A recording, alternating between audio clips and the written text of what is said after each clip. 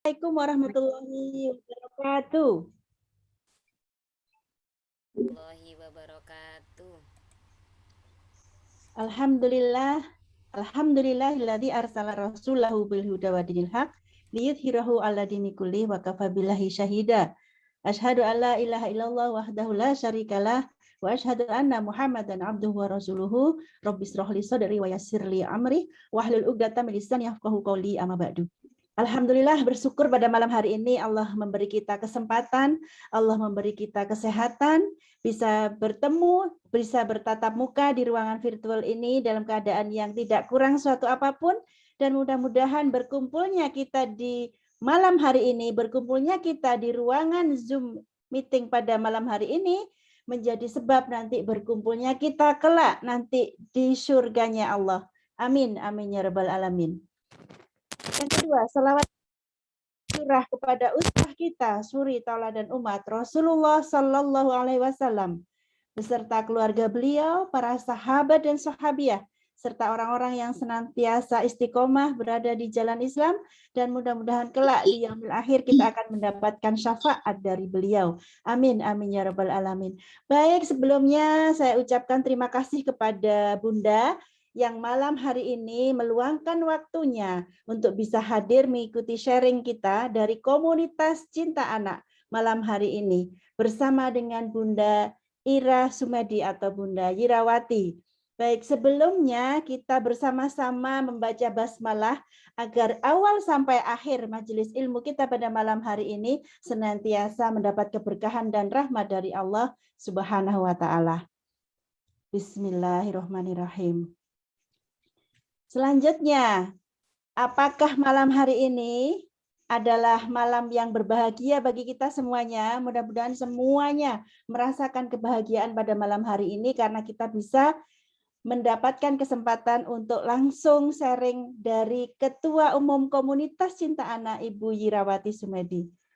Saya belum melihat videonya Ibu Yira, saya ingin menyapa beliau dulu. Assalamualaikum Ibu Ira. Waalaikumsalam warahmatullahi wabarakatuh, Bu Helda. Saya masih Masya Allah, ya, suara. Masih ini ya, Bu Ira masih mempersiapkan amunisi badan ya?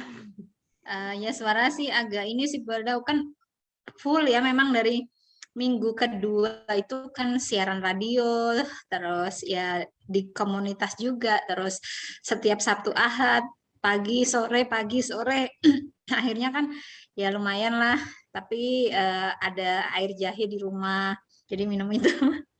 Minum yang hangat-hangat. Alhamdulillah, iya, alhamdulillah. Mohon izin ya Bunda, kita beri kesempatan kepada Bunda Ira untuk 2 menit barangkali ya bisa mempersiapkan segala sesuatunya, terutama nih ya, terutama amunisi untuk fisik Bu Ira ini sepertinya harus nyanding dengan jahe hangat ya.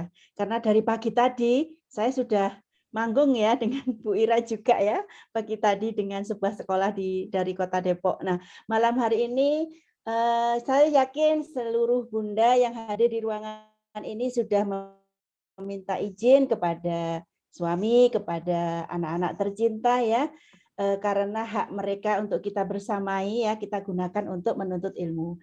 Dan malam hari ini, meskipun hak mereka kita ambil sebentar ya, kurang lebih 1,5 jam, tetapi mudah-mudahan nanti banyak manfaat, banyak ilmu yang bisa kita aplikasikan dalam keluarga kita, terutama untuk pengasuhan anak-anak kita. Nah, sebelumnya saya ingin bertanya, kalau videonya bisa dibuka semua, silakan dibuka, biar saya bisa melihat. Mohon maaf ya, saya dilepas dulu spotlight-nya, biar saya melihat seluruh video.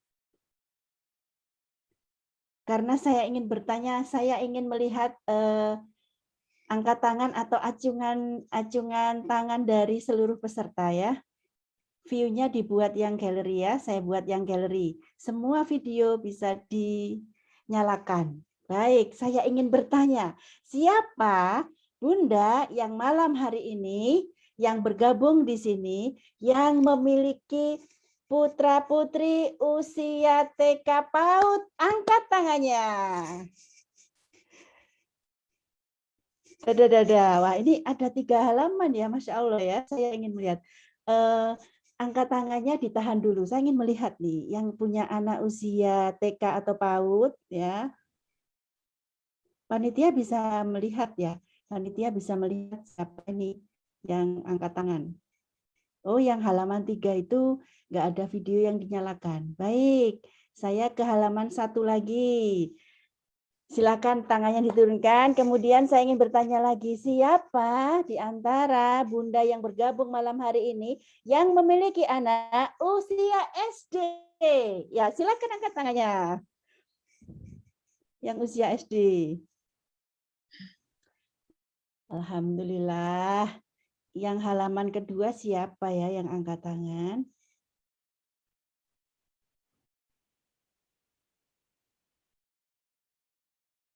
Halaman kedua tidak Ada Bunda kelihatan Helda, di monitor saya. ada 3 orang. 3 ya.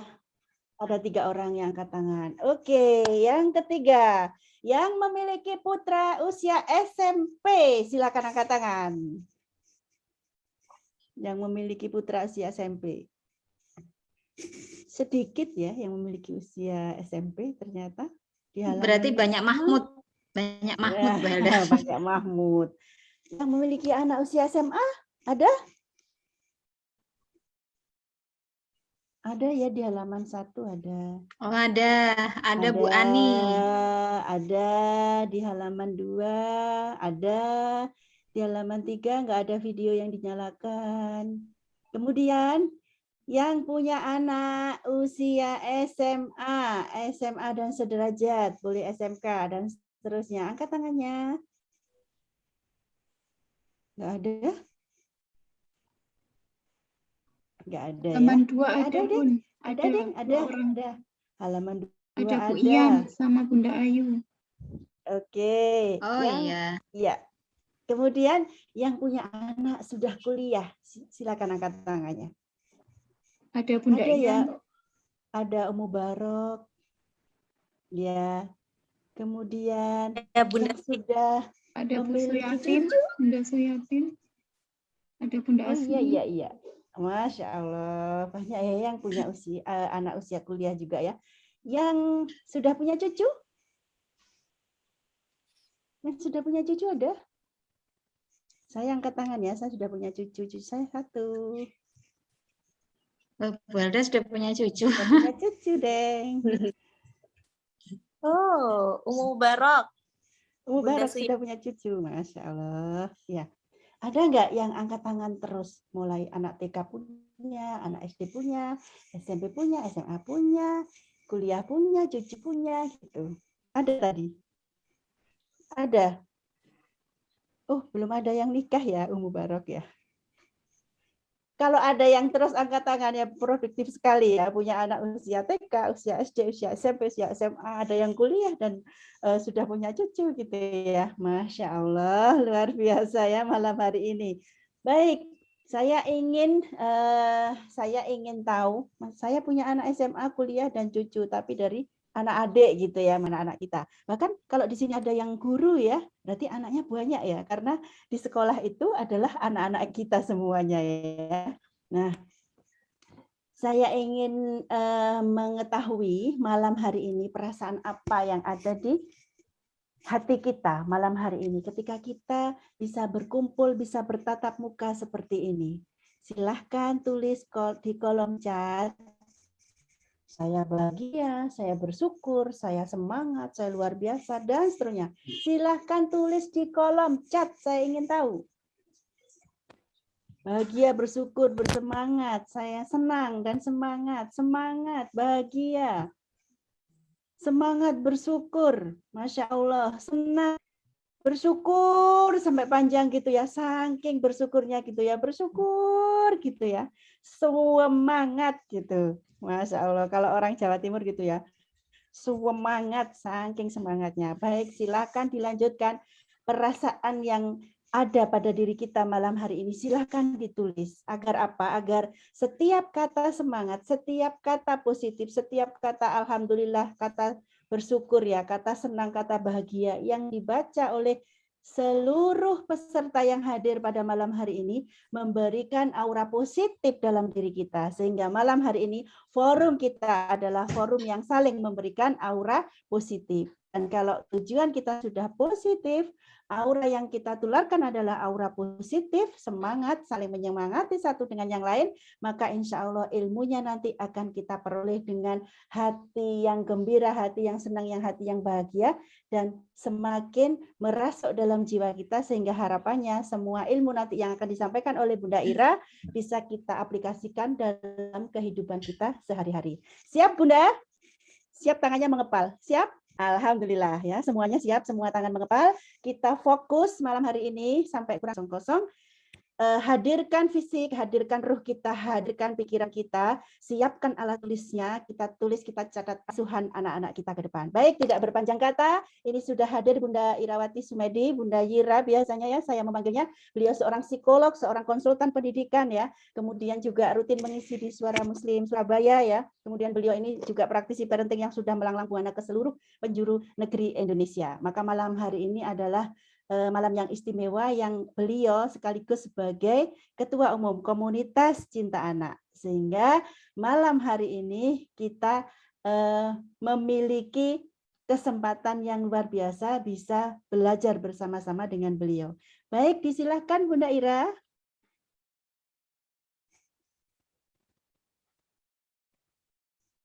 Bunda Ira masih mute? Ya, jazakillah khair Bunda Helda. Alhamdulillah senang banget bisa berada di ruang Zoom ini lagi ya. Ini ada beberapa yang saya kenal, ada Bunda Ian, sudah beberapa kali nih ikut kelas saya ya. Bunda Ian ini ada di Jawa Barat kalau tidak salah. Kemudian ada banyak ini bunda-bundanya. Kalau misalnya yang ada di Sidoarjo berarti tetangga saya gitu ya. Dan semoga yang hadir di sini ada beberapa yang jadi pendengar setia Radio Suara Muslim ya. Jadi setiap Rabu bisa belajar bersama saya. Dan alhamdulillah kalau Radio Suara Muslim itu sampai Garut ya. Jadi ada pendengar setia Radio Suara Muslim itu yang dari Garut suka gabung gitu. Insya Allah sudah jelas suara saya ya Bunda-Bunda ya. Jelas.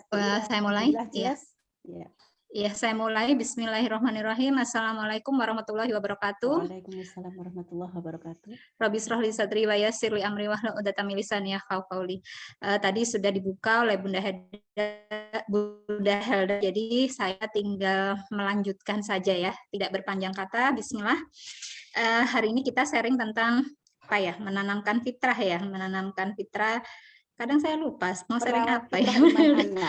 Generasi fitrah. apa? Nah, ini. Nah, merawat fitrah iman anak generasi alfa gitu ya. Kalau kita bicara tentang anak generasi alfa itu pastinya bunda-bunda, saya selalu ngomong ayah bunda ya, tapi nggak apa-apa deh saya ngomong ayah bunda, siapa tahu ada ayahnya yang mendengarkan ya. Jadi di sini ayah bunda yang perlu dipahami bahwa pada saat kita bicara tentang anak generasi alfa, berarti otomatis kita bicara tentang anak-anak yang lahir di era 2000-an ya. Mereka adalah anak-anak yang berbeda dari generasi baby boomer, kemudian berbeda dari generasi X, Y, maupun Z itu sendiri. Jadi anak-anak generasi alpha ini adalah anak-anak yang dididik oleh orang tua milenial. Dan orang tua milenial ini adalah orang tua yang mendidik anak-anak yang memang sudah canggih ya, canggih secara genetik mereka itu untuk mengerjakan tugas-tugas yang terkait dengan teknologi, yang terkait dengan digital, terkait dengan gawe itu sendiri. Jadi memang kalau kita bicara generasi alpha itu adalah generasi yang memang memiliki beberapa kelebihan dibanding generasi terdahulu, tetapi mereka juga punya kekurangan. Jadi kita harus memahami bahwa di balik kelebihan-kelebihan generasi alpha, mereka juga punya kekurangan, di mana kita sebagai orang tua nantinya harus terus-menerus membimbing mereka dan merawat mereka, mengasuh mereka dengan baik agar apa? Agar fitrah imannya anak-anak ini nantinya pada waktu mereka harus menghadap Allah itu dalam kondisi yang sama pada waktu mereka dilahirkan. Jadi jangan sampai ya kita mengembalikan anak-anak kita kepada Allah itu dalam kondisi fitrah yang tercabik-cabik atau bahkan kondisi fitrah yang hancur gitu ya. Lahirnya laki, kemudian baliknya apa ke Allah gitu ya, karena sudah jelas ya bahwa kita itu diciptakan hanya laki-laki dan perempuan gitu, nggak ada jenis ketiga gitu. Jadi kalau misalnya ada laki-laki yang keperempuanan atau perempuan yang kelaki-lakian, berarti itu sudah menyalahi fitrahnya. Jadi yang jelas Allah hanya menciptakan laki-laki dan perempuan. Dan ini perlu ditekankan pada generasi alfa karena apa? Karena hari ini kita sedang mengalami yang namanya krisis moral. Kemudian kita mengalami yang namanya gasful fikr, perang pemikiran ya, di mana kaum orientalis, musuh-musuh Islam itu menginginkan bahwa umat Islam yang ada yang begitu banyak di dunia ini hanya seperti buih di lautan. Yang kata Rasulullah, umat Islam itu pada akhir zaman nanti saking banyaknya, tapi seperti buih. Kalau namanya buih itu apa sih? Ya nggak ada kualitasnya, nggak ada artinya gitu. Banyak sekali, tapi ternyata nggak ada artinya. Jangan sampai ya kita menjadi bagian dari generasi itu. Harusnya kalau kita itu banyak, maka hendaknya banyaknya kita itu dengan kualitas-kualitas terbaik, bukan seperti buih di lautan itu. Nah, ini yang benar-benar harus kita pahami. Nah, kenapa sih kita untuk anak generasi alfa ini perlu merawat iman mereka, perlu merawat tauhid mereka, perlu merawat akidah mereka, karena memang dengan kemajuan teknologi dan pengetahuan ilmu itu sendiri, ada banyak isme-isme yang berkembang yang itu mempengaruhi pola pikir anak-anak kita.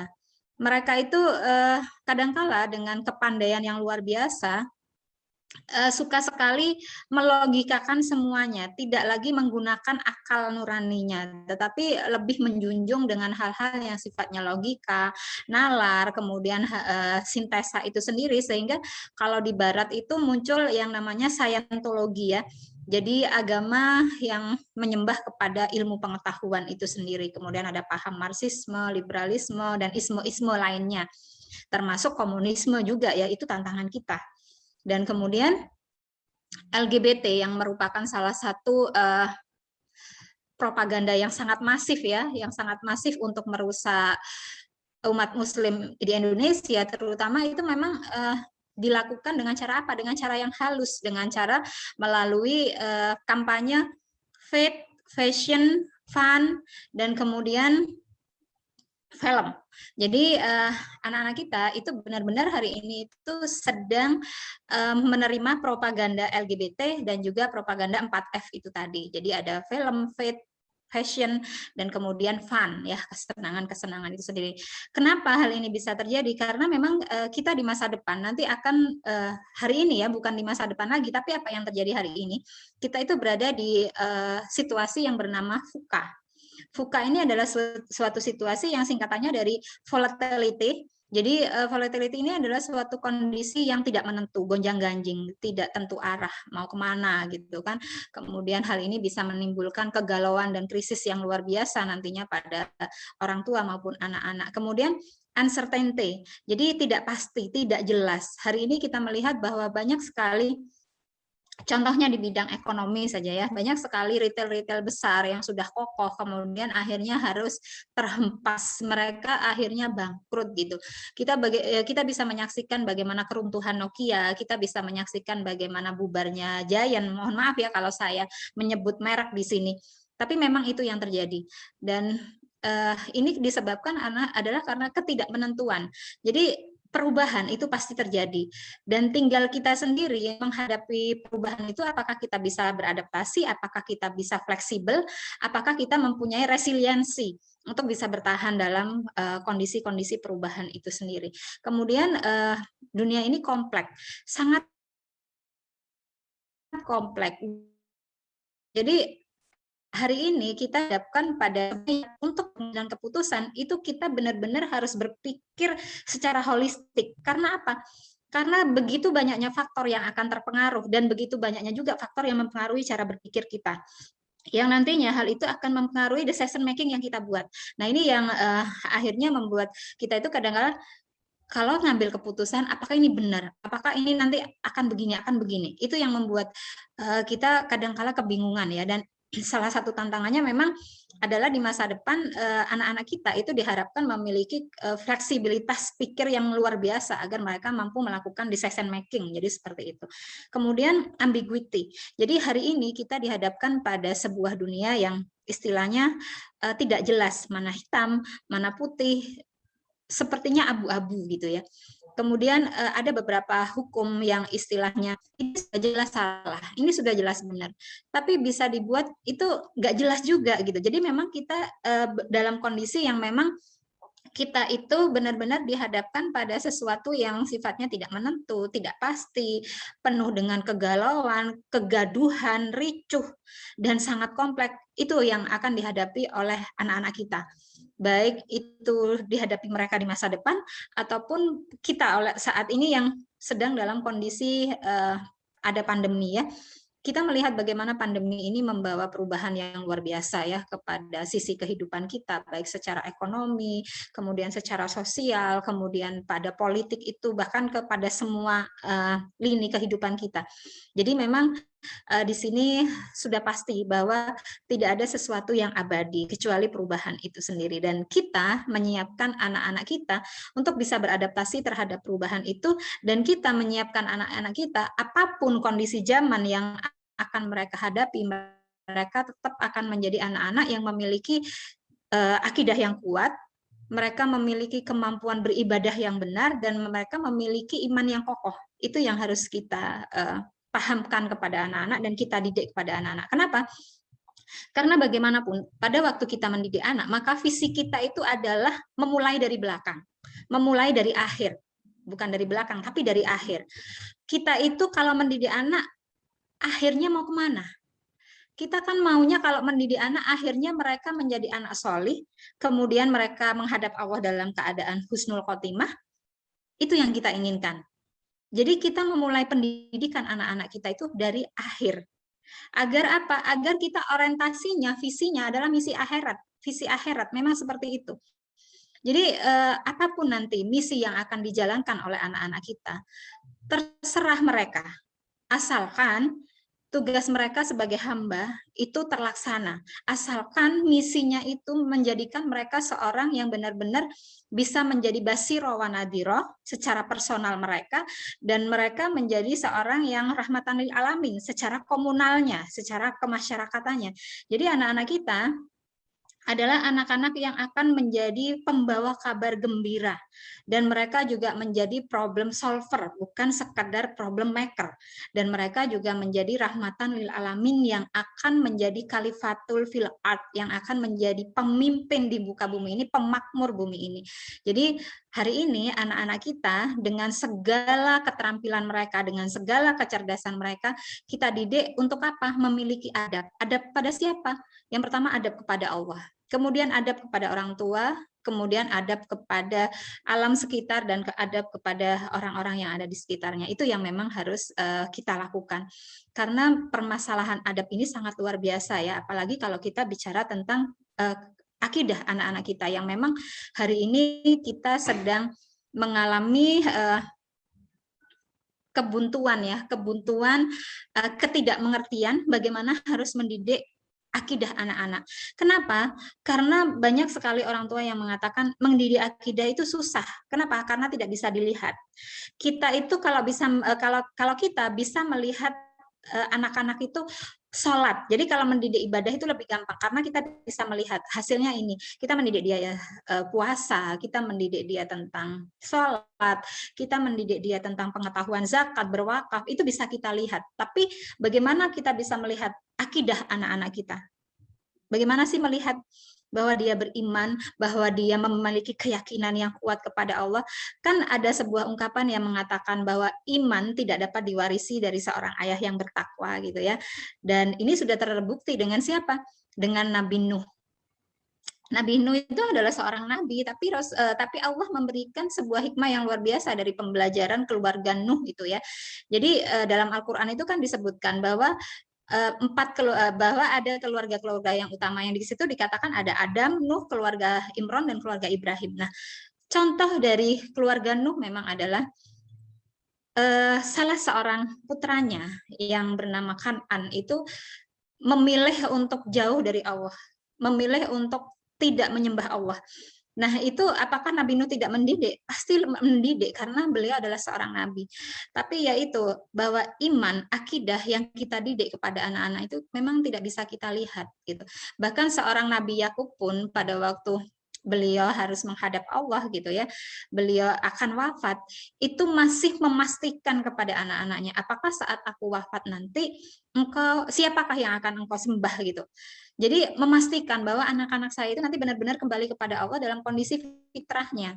Nah, hari ini kita sedang berada dalam suatu kondisi yang memang harus kita pastikan bahwa saat saya meninggalkan anak-anak saya sudah dalam kondisi keimanannya baik dan mereka mengerti kewajibannya sebagai seorang hamba. Nah, untuk itu kita belajar bahwa anak-anak yang hari ini berada di era VUCA adalah anak-anak yang memang digital native ya. Anak-anak generasi alpha itu adalah anak-anak yang memiliki karakteristik mereka itu tergantung pada dunia maya. Jadi hidupnya itu adalah sosmed ya, ada di sosmed siang malam gitu, update status, butuh like, butuh komen gitu kan. Dan ini memang adalah bagian dari hidup mereka. Mereka mencari konten itu yang mereka lakukan. Kemudian mereka cenderung lebih terbuka, lebih belak-belakan dan open mind. Ini bagusnya mereka. Jadi mereka lebih terbuka untuk mengemukakan argumentasinya. Mereka lebih terbuka untuk menyatakan pendapatnya dan mau apa gitu. Jadi mereka itu adalah seorang yang cukup komunikatif dan mereka open mind. Mereka itu tidak bersikap konservatif, mereka itu selalu mempertimbangkan hal-hal baru yang terjadi di sekitarnya, perubahan yang terjadi di sekitarnya, karena memang mereka dituntut untuk bersikap fleksibel dan adaptif dengan apapun yang terjadi di sekitarnya. Kemudian yang ketiga adalah mereka sangat senang kepada kebebasan dan mereka tidak suka diatur dan dikekang. Jadi kalau sama anak-anak zaman generasi apa, itu jangan sampai terlalu banyak aturan, terlalu banyak larangan ini itu yang membuat mereka akhirnya menganggap kita itu bukan hero bagi mereka, tapi benar-benar orang tuaku itu menjadi musuh ya kan. Dalam surat At-Tagabun sudah jelas bahwa anak-anak kita itu salah satunya selain sebagai harta ya, sebagai perhiasan, mereka itu juga akan menjadi musuh. Jangan sampai ya anak-anak kita nantinya akan menjadi musuh bagi kita.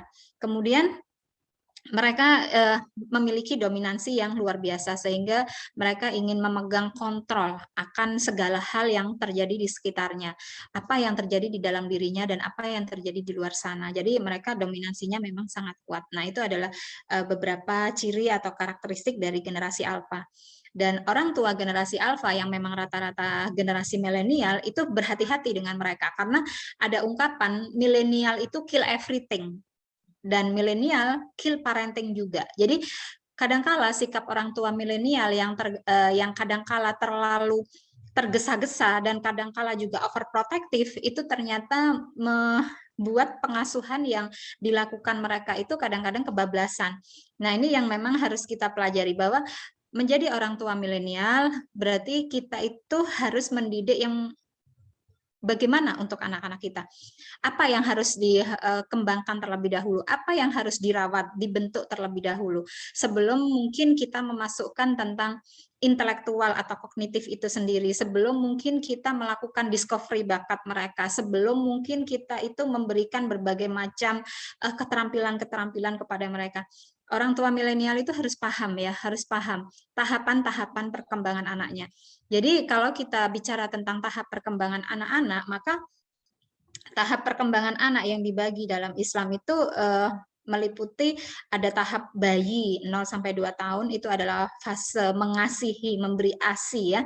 Kemudian ada fase tufulah usia 2 sampai 7 tahun dan di fase tufulah ini, di masa tufulah ini adalah golden age-nya adalah fitrah iman, di mana anak-anak di sini adalah didorong, diberikan dasar-dasar tauhid sehingga mereka itu memiliki dorongan untuk bergerak, untuk melakukan sesuatu yang baik menurut Allah.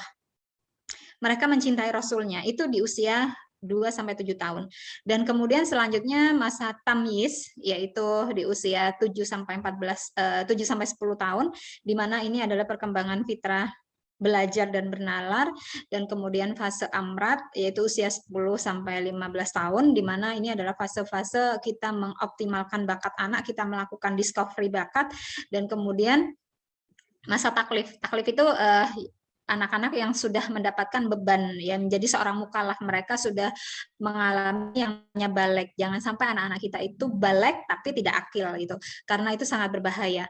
Jadi kalau misalnya anak-anak kita sudah mau menjelang masa-masa balik dan kemudian kita nggak mempersiapkan dengan baik, maka akan terjadi kemungkinan di mana anak-anak ini sudah melakukan perbuatan-perbuatan yang membuat mereka itu sudah melakukan dosa. Jadi anak-anak zaman sekarang harusnya anak perempuan yang balik di usia 12 tahun itu sudah balik di usia 8 sampai 9 tahun.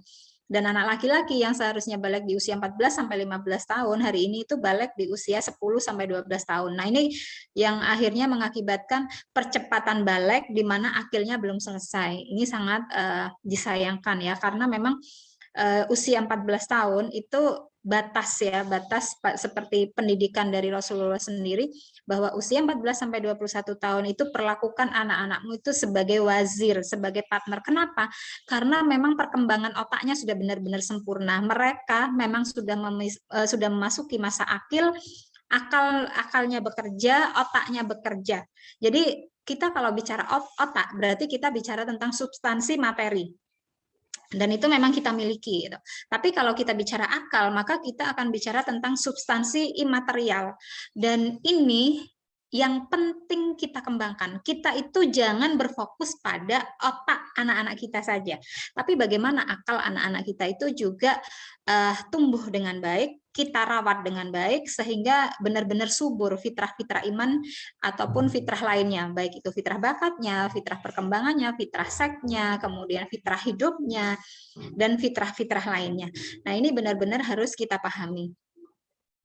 Nah, lalu apa yang harus kita lakukan dalam mendidik anak-anak di usia 0 sampai 7 tahun ya? Karena tadi di sini saya lihat banyak yang masih PAUD ya, terutama buat Mahmud ya, Mulakan pendidikan anak-anak itu dengan tauhid. Mulakan dengan tauhid. Nah, ini yang kadangkala kita lupa, dan kadangkala kita juga nggak ngerti. Bukan kita lupa, tapi memang karena kita nggak punya ilmunya, maka kita nggak ngerti, kita nggak tahu. Sama kayak saya dulu juga gitu. Karena saya waktu itu belum dapat ilmunya, belum dapat pengetahuannya, maka dulu pada waktu anak baru pertama kali ngomong gitu ya, karena memang pada waktu itu belajar parentingnya juga masih mencari ke sana kemari, nggak seperti sekarang ya Pak, parenting di zaman saya melahirkan anak-anak saya itu. Jadi pada waktu anak-anak pertama kali sudah mulai babbling tuh, sudah mulai ngoceh-ngoceh itu, kita kadang-kala suka yang ngomong mama, ayah, papa gitu kan, ibu gitu kan sama anak-anak. Jadi yang diajarkan itu bukan kalimat tauhid terlebih dahulu. Harusnya yang diajarkan itu adalah kalimat la ilaha illallah. Jadi memang pendidikan pertama anak-anak itu adalah mulakan dengan tauhid. Jadi mulailah segala sesuatu dalam mendidik anak-anak itu dengan tauhid terlebih dahulu. Kenapa? Karena kalau kita bicara tentang tingkatan perbuatan ya, tingkatan amal itu sendiri, maka kan yang pertama itu adalah iman sebelum adab sebelum ilmu, dan ilmu sebelum amal. Jadi apa yang harus kita lakukan memang adalah mendidik iman anak-anak kita terlebih dahulu sebelum kita mendidik adabnya, dan sebelum kita mendidik ilmu dia, dan sebelum kita mengajarkan dia untuk beramal. Nah, itu yang harus dipahami. Jadi kalau misalnya hari ini kita yang masih sibuk dengan anak-anak usia 0-7 tahun itu harus bisa calistung, itu saya bilang koreksi lagi. Kita hari ini 0-7 tahun jangan sibuk dengan calistung, karena calistung itu nanti akan ada waktunya. Jadi kalau kata Ustadz Hari Santoso, mendidik anak itu nggak perlu tergesa-gesa, santai aja. Semua itu sudah ada fitrahnya, golden age fitrah masing-masing perkembangan itu sudah ada. Jadi tinggal tunggu waktunya, kita tunggu. Dan usia 0-7 tahun itu adalah golden age fitrah iman. Maka apa yang harus kita lakukan? Yang harus kita lakukan adalah mendidik fitrah, mendidik iman. Karena memang saat anak pertama kali dilahirkan, kenapa sih mendidik fitrah gitu ya? Kalau misalnya ditanya, kenapa harus mendidik fitrah iman dulu gitu? Kenapa saya nggak mendidik adabnya dulu gitu? Karena ini ya, karena ada dasarnya ya, dasarnya itu dari surat Al-A'raf ayat 172, pada waktu di dalam janin ya, pada waktu di dalam janin, sebenarnya masing-masing dari kita itu sudah bersaksi. Pada waktu itu Allah bertanya kan, alastu birabbikum, siapa Tuhanmu gitu ya, dan kita menjawab qalu bala syahidna gitu ya. Jadi pada waktu itu Allah bertanya, apakah aku Tuhanmu? Alastu birabbikum itu seperti itu. Apakah aku Tuhanmu? Dan kita menjawab, iya benar engkau Tuhanku. Dan di sini adalah persaksian kita bahwa Allah itu sebagai Rob. Persaksian kita bahwa Allah itu sebagai pencipta, pengatur, pemelihara, penguasa, dan yang akan mengatur semua kehidupan kita. Nah, ini yang memang harus kita tekankan kepada anak-anak kita. Karena ini sudah terjadi di alam ruh. Makanya kenapa pendidikan itu harus pertama kali fitrah iman. Karena memang anak-anak kita sudah dididik oleh Allah pada waktu ruh ditiupkan di usia 4 bulan, maka di situ kita sudah bersaksi, anak-anak kita sudah berjanji kepada Allah bahwa Engkau adalah Tuhanku, dan kata Allah, karena aku Robmu, maka mintalah, berdoalah kepada Allah. Makanya dikatakan kan bahwa fitrah kita sebagai manusia itu adalah berdoa kepada Allah. Kita menyembah kepada Allah. Jadi jangan sampai salah ya Bunda. Jadi kalau misalnya kita ngajarin anak-anak di rumah, kasih segala sesuatu pada anak-anak, itu biasakan untuk mengatakan alhamdulillah Allah kasih hadiah, alhamdulillah Allah kasih permen gitu. Dan terima kasih ya Bunda, terima kasih ya sudah kasih aku permen gitu. Tapi ini yang ngasih Allah gitu. Jadi kita memang menekankan kepada anak-anak itu bahwa Allah itu adalah yang utama, Allah adalah yang pertama. Jadi kalau misalnya anak ke kamar mandi, kepingin BAB atau BAK ya, pipis gitu aja, misalnya pipis gitu ya. Kemudian mereka keluar dari kamar mandi, kita bilang, alhamdulillah adek bisa pipis. Bayangin kalau nggak bisa pipis nggak enak ya dek.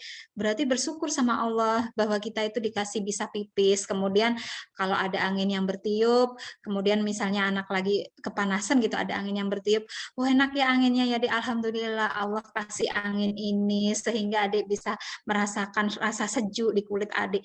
Jadi memang semuanya itu alhamdulillah. Jadi Allah lagi, dan Allah terus. Itu yang harus kita lakukan di usia 0 sampai 7 tahun. Dan di usia 0 sampai 7 tahun ini memang fokus utama kita memang adalah mengembangkan imajinasi positif tentang Allah, tentang surga, tentang Rasulnya, tentang alam ini sendiri. Dan kemudian ada pertanyaan begini. Kalau kita mengembangkan imajinasi positif tentang Allah, tentang Rasul, tentang alam, nah kemudian kita biasa membacakan sirah kepada anak-anak. Ternyata di dalam sirah itu ada kisah peperangan. Apakah kisah perang itu kita sampaikan kepada anak-anak kita atau tidak? Kalau kita membacakan sirah buat anak-anak, kalau sirahnya yang kita baca tidak tematik, maka kalau misalnya sirahnya itu kronologis ya bukan tematik, maka apa yang terjadi itu diceritakan tapi nggak usah detail. Jadi disampaikan aja bahwa Rasulullah melakukan peperangan, tapi nggak usah bercerita sampai dalam peperangan itu prajurit luka parah. Kemudian mereka itu terkena tusukan tombak. Kemudian tusukan tombak itu membuat badannya mengalirkan darah begini-begini, tercabik-cabik, kesakitan. Kita nggak usah seperti itu. Jadi kita cukup ceritakan bahwa Rasulullah pada waktu menaklukkan Mekah, sebelum menaklukkan Mekah mengalami beberapa peperangan. Misalnya seperti itu, ada perang Khandaq, ada perang Badar, perang Uhud. Udah seperti itu, nggak usah diperpanjang sambil mengatakan dalam peperangan itu gitu Rasulullah terkena lemparan panah atau terkena bidikan panah atau terkena lemparan batu itu, kemudian Rasulullah berdarah, nggak usah disampaikan begitu. Jadi sampaikan hal-hal yang baik pada anak pada waktu anak di rumah. Jadi misalnya anak-anak kalau mau tidur, kata Rasulullah lampunya dimatiin, berdoa, kemudian tempat tidurnya dikebasin ya, atau di apa itu ya, kalau orang Jawa dikebasin ya, kalau bahasa Indonesianya apa ya, yaitu digitukan. Kemudian kalau sudah tidur maka kita menghadap arah kanan. Nah itu disampaikan kepada anak-anak. Jadi kita itu mengenalkan Rasulullah itu benar-benar dalam keseharian anak-anak. Jadi usia 0 sampai 7 tahun itu kita mengenalkan Allah dan Rasulnya itu dalam kegiatan sehari anak-anak dan dengan cara yang sangat mudah. Jadi kalau misalnya kita punya bunga di rumah, punya tanaman di rumah, contoh dulu ya anak-anak saya itu, saya kan suka melihara daun-daunan. ya namanya anak-anak ya suka ya lewat kadang daunnya dipukul plak gitu ya, lewat lagi dipukul disobek seret gitu kan. Saya melihat itu ya sebenarnya ya kok gini ya anak-anak ya sedih ya gitu kan. Akhirnya saya kasih tahu adik-adik sini gitu kan. Kalau misalnya daun ini disobek, dipukul, kira-kira kalau misalnya adik dipukul, kemudian dicubit, rasanya sakit enggak gitu? Ya sakit lah bunda gitu kan. Kemudian saya bilang sama kayak tumbuhan ini adik, tumbuhan ini sudah bunda rawat baik-baik, sudah bunda siram, kadang-kadang bunda hapus debu-debunya. Tapi kemudian adik pukulin, adik sobek, kadang kalau enggak gitu setiap adik lewat tangannya itu pasti blak-blak gitu ya. Itu mereka merasa kesakitan, padahal mereka itu sama-sama makhluk Allah gitu. Jadi diingatkan kepada anak-anak. Jadi adik jangan gitu ya, karena mereka juga merasa sakit. Adik nggak mau digitukan kan? Nggak mau. Ya udah berarti karena sesama makhluk Allah, maka adik juga jangan melakukan hal yang seperti itu. Karena Allah tidak suka. Kita itu harus saling menyayangi kepada sesama makhluk Allah juga, termasuk kepada semut gitu ya, kepada binatang-binatang yang ada di sekitar kita. Jadi anak saya dulu itu pernah bertanya, kalau banyak semut terus gimana ini caranya biar mereka pergi gitu kan? Mau dikasih ini api dibakar. Saya bilang sama anak-anak saya jangan dibakar gitu. Mending kalau kelihatan ada semut gitu itu ambil air disiram aja gitu. Jangan dibakar gitu kan. Jadi itu yang saya ajarkan kepada anak-anak melalui keseharian-keseharian itu kita memang mengenalkan Allah. Dan apa yang kita harus lakukan pada anak-anak usia 0 sampai 7 adalah memang mendorong mereka itu untuk melakukan hal-hal yang baik menurut Allah. Nah, ini yang harus kita lakukan. Dan kenapa kita mendidik fitrah iman pertama kali ya sebagai dasar pengasuhan anak-anak kita ya seperti tadi yang saya sampaikan ketika kita bersaksi alastu birabbikum itu sebenarnya kan salah satu wujud dari aplikasi atau penerapan dari tauhid rububiyah itu sendiri, bahwa kita itu menyembah kepada Allah, kemudian kita meminta kepada Allah, semuanya itu hanya tertuju kepada Allah, itu tauhid rububiyah ya. Kemudian dilanjutkan dengan tauhid uluhiyahnya, bahwa kita itu hanya beribadah semuanya itu mengesahkan Allah, kita berkurban itu hanya untuk Allah, kita berdoa itu hanya kepada Allah. Jadi kalau yang uluhiyah itu semua bentuk ibadah kita, semua bentuk persembahan kita itu hanya untuk Allah. Dan kemudian kita mengenalkan anak-anak itu kepada sifat-sifat Allah yang mulia.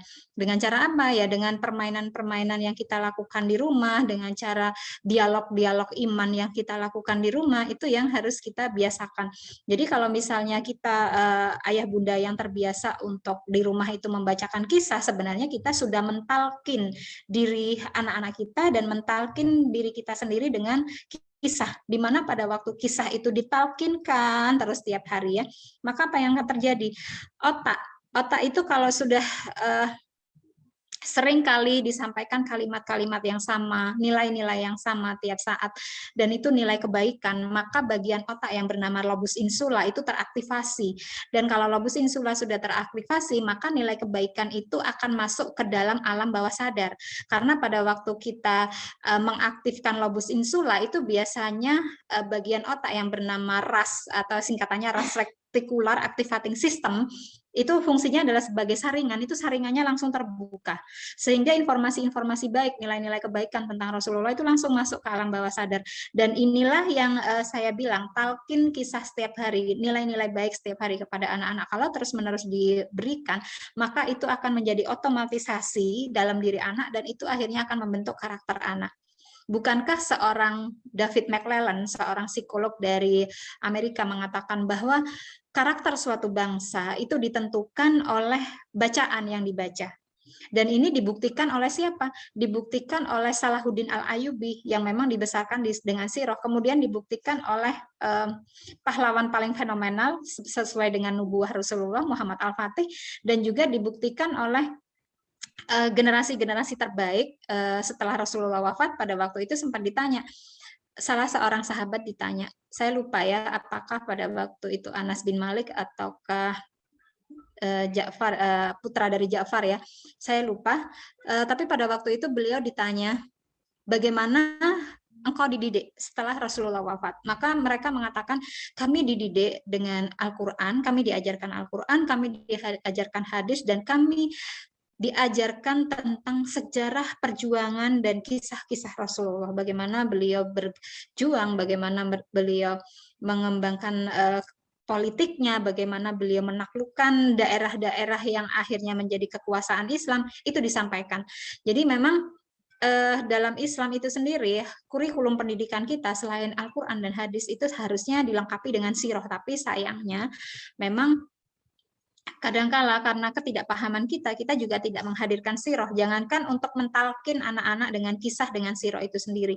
Kita sendiri ternyata juga tidak mentalkin dengan sirah itu sendiri. Sehingga kalau misalnya kita mengalami masalah, kita itu gampang baper, kita itu gampang melo, karena merasa seolah-olah kita itu yang paling menderita, kita itu yang paling kasihan gitu. Padahal kalau kita mentalkin diri kita dengan sirah, maka itu sebenarnya apapun masalah yang kita hadapi, kemudian kita ingat perjuangan para umat yang terdahulu, kemudian perjuangan Rasulullah, maka kita menganggap baru begini sih, ngapain juga baper, baru begini aja, ada Allah kok yang bersama aku gitu, ada Allah kok yang akan mengatasi masalahku, jadi apa yang harus aku lakukan? Cukup sabar dan sholat.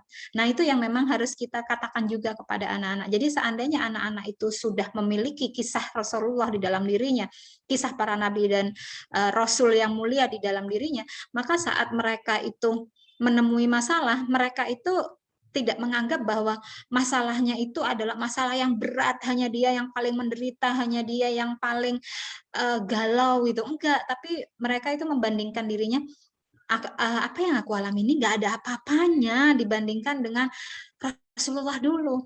Apa yang aku alami ini hari ini tidak ada apa-apanya dibandingkan dengan Anas bin Malik dulu, dengan dengan Bilal dulu. Jadi anak-anak itu benar-benar kita kasih memang karakter-karakter terbaik di dalam dirinya agar mereka itu memiliki pembanding, agar mereka itu memiliki hero ya dalam ininya, dalam visualnya mereka, dalam pikiran mereka, dalam hati mereka. Jangan sampai mereka itu punya hero itu yang nggak jelas, hero-nya itu tokoh-tokoh fiksi, nggak dijamin masuk surga juga. Tapi kalau misalnya tokoh-tokoh dalam Islam kan mereka sudah dijamin masuk surga, tokohnya ada dan karyanya ada gitu. Nah sekarang tinggal kita sebagai orang tua pilihannya mau bagaimana untuk anak-anak kita. Jadi pada waktu kita merawat fitrah iman dan mendidik fitrah iman anak-anak, maka yang paling mudah memang adalah bacakan sirah, hadirkan sirah di dalam kehidupan kita, menjadi bagian dari kurikulum kita. Itu yang harus kita pahami. Dan kalau kita belajar dari Al-Quran, kenapa sih harus tauhid gitu? Kenapa harus akidah gitu? Karena memang dalam Al-Quran itu sudah dijelaskan bahwa ada keluarga yang utama selain Nabi dan Rasul, yaitu keluarga Imron dan keluarga Luqman itu sendiri ya, ayah Luqman. Jadi di situ kan sebenarnya kalau kita belajar dari keluarga Luqman itu sebenarnya kita belajar mulai dari adab kepada Allah, kemudian adab kepada orang tua, ihsan itu sendiri, sampai akhirnya melakukan dakwah. Dan kemudian kita sebagai umat ya, tadi kan saya bilang bahwa salah satu misi penciptaan kita itu sebagai basiro wa nadhiro. Tetapi dalam surat Luqman dalam ayat ke-17 ya ke-17 itu kita juga memiliki tugas untuk melakukan amar ma'ruf nahi mungkar selain menegakkan sholat itu sendiri. Jadi setiap dari kita itu wajib berdakwah. Setiap dari kita itu mengajak kebaikan. Jadi jangan dipikirin nanti kalau saya berdakwah saya kan nggak punya ilmunya gitu. Kalau saya berdakwah saya harus jadi ustadz atau ustadzah. Enggak, yang namanya berdakwah itu kan kita hanya mengajak kebaikan ya. Jadi kalau misalnya lihat adik yang lagi makan sambil berdiri, ya sudah cuma tinggal bilang, Dek, kata Rasulullah kalau makan atau minum duduk, itu adalah bagian dari dakwah. Nah ini yang memang harus kita ajarkan kepada anak-anak kita. Kalau selama ini kita sudah tahu bahwa Sayyidina Ali mengatakan fase pendidikan anak 0 sampai 7 tahun itu adalah fase pendidikan anak kita perlakukan sebagai raja. Kalau kita tahu tentang pendidikan tauhid, kalau kita belajar dari ayah Luqman tentang di ayat ke-14 dan ke-15, maka kita akan belajar tentang bagaimana harusnya anak melakukan birrul walidain kepada orang tuanya. Jadi jangan sampai anak-anak kita yang sudah berusia akil dan baliknya sudah sampai, jangan sampai tidak memperlakukan orang tuanya sebagai raja. Kalau bagi saya, anak-anak saya itu di usia mereka sudah akil, anak perempuan saya umur 12 tahun, karena memang anak perempuan saya baliknya itu di usia 15 tahun. Itu sesuai dengan doa saya. Dan anak laki-laki saya mengalami mohon maaf mimpi basah itu pertama kali, yang nomor 2 itu juga di usianya sudah hampir 16 tahun. Jadi memang saya berdoa sama Allah semoga sebelum akil anak-anak saya itu selesai, jangan sampai anak-anak saya balik. Itu doa saya kepada Allah. Dan pada saat anak-anak saya sudah mencapai akilnya, mencapai baliknya, maka yang melayani mereka bukan lagi saya, tapi dibalik mereka yang melayani saya. Jadi ada seorang teman, mungkin di sini hadir ya, Unisari, bertanya kepada saya, terus Bu Ira dengan anak-anak di rumah bagaimana? Ya semua yang melakukan tugas di rumah anak-anak saya gitu kan, masak nasi, masak lauk, pokoknya lauknya yang masih gampang lah ya. Kalau misalnya masih bikin tumis, bikin masakan-masakan yang sudah ada bumbu jadinya itu mereka sudah ahli semua gitu. 3 anak itu laki perempuan gitu, mereka harus memasak nasi dan sampai akhirnya mereka itu menyuguhkan di depan orang tuanya, ini bunda, ini ayah, istilahnya ini nasinya, ini minumnya. Jadi sampai saya mau nambah itu mereka bertanya, tambahkah bunda nasinya, tambahkah ikannya, itu mereka yang melakukan. Kalau misalnya saya masih sibuk dengan, saya kan selalu bilang ya sama anak saya, Dek, hari ini pekerjaan bunda banyak deh, bunda hari ini harus membuat laporan gini-gini. Terus kemudian saya lapar, saya tinggal bilang sama mereka, Dek tolong dong siapin makanannya bunda. Ya udah disiapin sampai minumnya, itu disiapin. Jadi kalau 0 sampai 7 tahun kita sudah memperlakukan anak sebagai seorang raja, maka pahami 7 sampai 14 tahun anak-anak itu kita didik mereka itu sebagai seorang tawanan yang kita disiplinkan, kita ajari segala hal termasuk life skill-nya anak-anak, sehingga pada saat mereka masuk fase taklif, masa akil baliknya, mereka itu benar-benar seperti kata ayah Luqman di dalam surat Luqman ayat 14-15 itu benar-benar mereka itu sudah paham arti birrul walidain kepada orang tua itu harus seperti apa, adab kepada orang tua itu harusnya seperti apa. Dan di surat itu juga kan diajarkan bahwa meskipun orang tua mungkin nanti berbeda keyakinan, tapi mereka itu tetap harus hormat. Jadi di sini Islam itu sudah mengajarkan toleransi, tentang keberagamaan itu sebenarnya sudah sejak ayat Al-Quran itu diturunkan. Jadi kalau misalnya bicara toleransi kepada umat Islam itu sebenarnya sesuatu yang istilahnya telat gitu. Umat Islam sudah melakukan itu gitu kan. Dan kalau kita belajar dari ayah Luqman juga, maka kita akan belajar bagaimana anak-anak itu setelah mereka memiliki adab kepada Allah, mereka memiliki adab kepada orang tua, dan bagaimana mereka melakukan birrul walidain, maka mereka juga harus merasa diawasi setiap saat oleh Allah. Dan ini penting, ini wajib bagi anak-anak kita. Kenapa? Karena anak-anak kita hari ini berteman dengan siapa, kemudian mereka itu bergaul dengan siapa, kita nggak tahu. Karena mereka bergaulnya mungkin kenalnya di media massa, sampai akhirnya terjadi kasus grooming ya. Itu karena anak-anak itu ngawur gitu loh, pertemanannya ngawur, akhirnya mereka menjadi korban grooming, akhirnya mereka dijual kepada pedofilia gitu. Itu karena apa? Karena anak-anak ini sebenarnya pada waktu mereka bermain, pada waktu mereka melakukan tindakan-tindakan, itu mereka merasa nggak ada yang ngawasin, nggak ada Allah yang ngawasin, mereka nggak punya perasaan takut. Jadi mereka itu pokoknya hanya takut, hanya melakukan sholat kalau di rumah, karena diawasi oleh orang tua. Tapi mereka pada saat di luar karena merasa nggak ada yang ngawasi, mereka nggak takut sama Allah. Jadi benar-benar pada Allah itu, anak-anak itu benar-benar harus ditumbuhkan rasa Allah itu ngawasin kamu loh, deh. Allah itu tahu apa yang kamu lakukan, Allah itu tahu apa yang kamu kerjakan. Jadi benar-benar kita tumbuhkan ada Allah setiap saat yang ngawasin kamu. Jadi apapun perilaku kamu, itu tanggung jawab kamu sendiri. Itu yang harus kita tekankan pada waktu anak-anak sudah akil dan baliknya sudah sampai. Jadi jangan sampai anak-anak itu bablas ya. Kemudian yang terakhir memang adalah anak-anak itu harus bisa berdakwah ya, di ayat 17 dan kemudian ayat 18 itu adalah anak-anak itu nggak boleh sombong, nggak boleh angkuh, terus perkataannya itu harus baik, jangan seperti suara keledai gitu ya. Jadi memang di sini itu kita sedang diajarkan bagaimana agar kita itu menjadi pribadi yang mampu menerima pendapat orang lain, kita tidak merasa pintar sendiri, kita tidak merasa benar sendiri. Karena banyak sekali hari ini orang-orang yang merasa benar sendiri, pintar sendiri. Nah, ini adalah hal-hal yang sebenarnya menyalahi adab itu sendiri. Jadi anak-anak kita kalau imannya sudah baik, otomatis kita harus membaguskan adab mereka. Agar apa?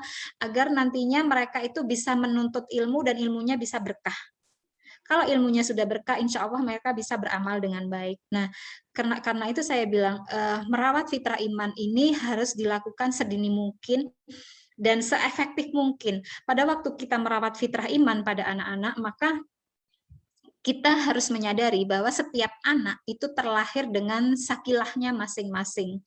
Jadi di sini sudah dikatakan oleh Allah dalam surat Al-Isra ayat 84 bahwa kul ya'malu ala sakilati. Jadi setiap orang itu berbuat sesuai dengan pembawaannya masing-masing, potensinya masing-masing, bakatnya masing-masing, karakternya masing-masing, dan kita nggak bisa maksain.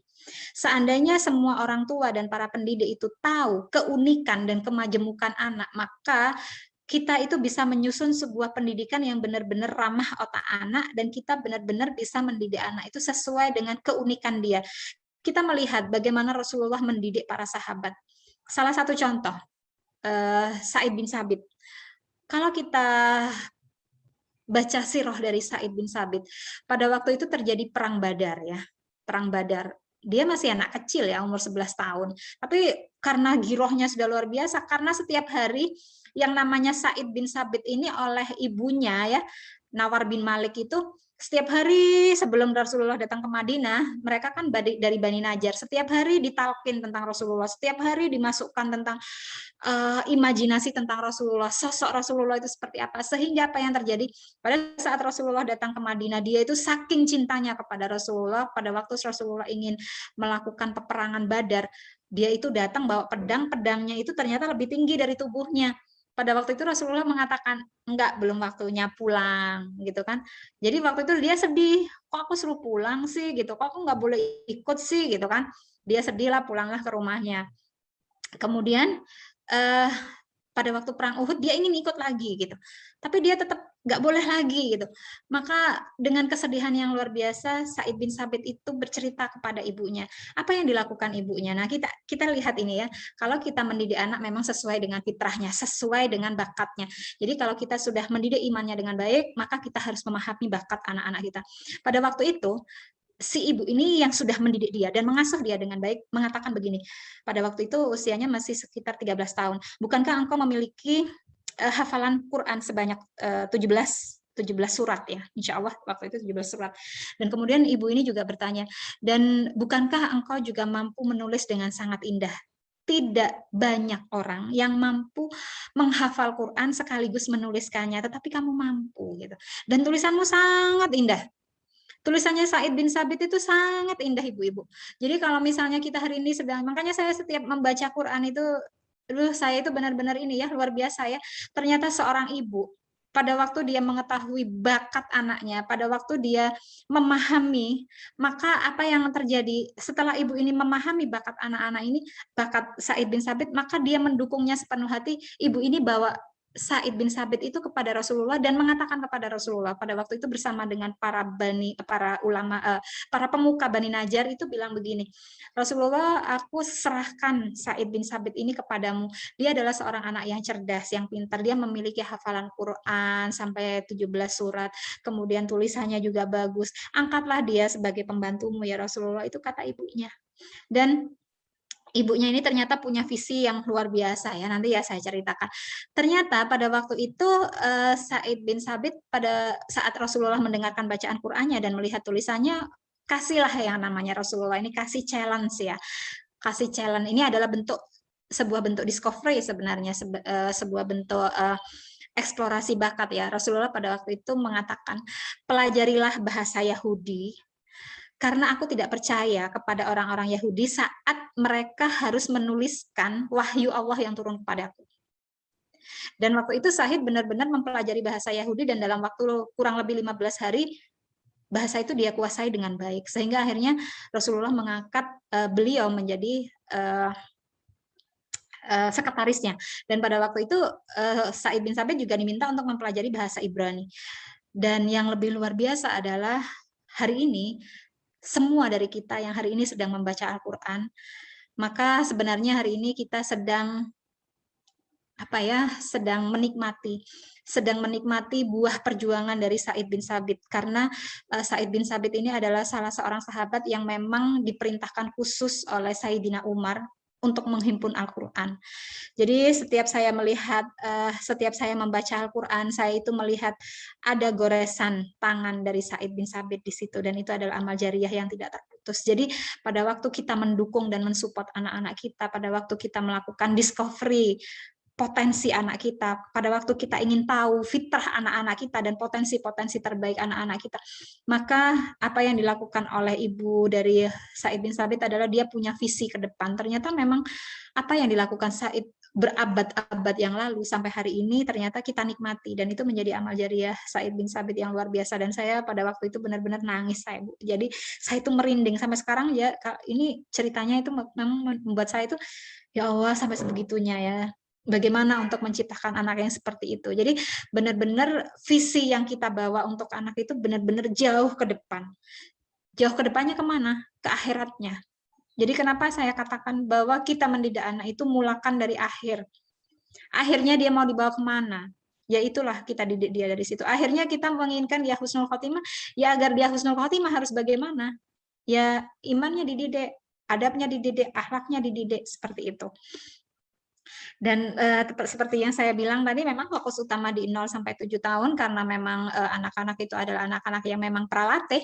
Maka apa yang tadi saya sampaikan tadi, berikan imajinasi positif tentang Allah, tentang Rasul, tentang alam sekitar, kemudian berterima kasih kepada orang-orang di sekitarnya, mencintai kakaknya, neneknya, adiknya, gitu, orang tuanya. Ini adalah bagian dari pendidikan fitrah iman.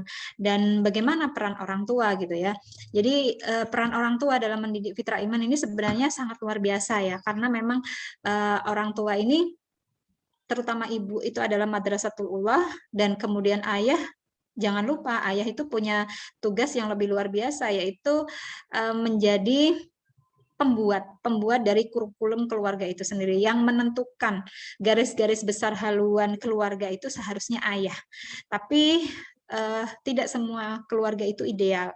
Ada beberapa keluarga yang memang tidak ada ayah, mungkin karena ayah LDR, atau mungkin karena memang terjadi sebuah perceraian itu sendiri. Sehingga kalau misalnya kita sebagai ibu yang memang harus menjadi seorang single factor, kemudian menjadi ibu yang memang harus mengasuh anak-anak kita, jangan pernah berputus asa, karena dalam Islam itu ada Bunda Siti Maryam yang memang mendidik Isa itu tanpa kehadiran seorang ayah, dan kemudian ada Nabi Zakaria yang pada waktu beliau dilahirkan dan pada waktu beliau mau dilahirkan itu Nabi Zakaria itu dibunuh. Pada waktu Nabi Zakaria pada waktu itu ingin melindungi kelahiran dari Nabi Isa, itu ternyata dibunuh oleh kaum Yahudi, sehingga Nabi Yahya lahir tanpa ayah. Jadi kalau misalnya kita bicara tentang ibu-ibu di Islam yang berjuang sendiri, itu sebenarnya banyak. Ada Asma binti Zubair juga, Asma binti Zubair yang menjadi single parent karena harus berpisah, Asma binti Abu Bakar yang harus berpisah dari Zubair bin Awam, karena memang pada waktu itu Asma binti Abu Bakar tidak bisa menerima poligami ya. Jadi di sini saya bilang bahwa sebenarnya kita sebagai ibu ataupun kita sebagai ayah yang mungkin istrinya meninggal, itu sebenarnya memiliki peran yang sangat luar biasa untuk anak-anak kita.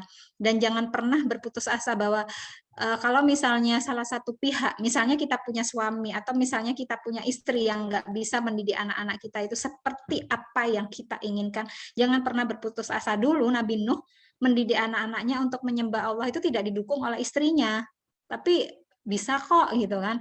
Dan kemudian ada contoh dari Asma binti Abu Bakar itu sendiri yang kemudian harus berpisah dengan Zubair bin Awam dan harus mendidik anaknya Abdullah bin Zubair sendiri, dan Abdullah menjadi salah satu pahlawan terbaik dalam Islam meskipun harus mengalami syahid yang cukup tragis.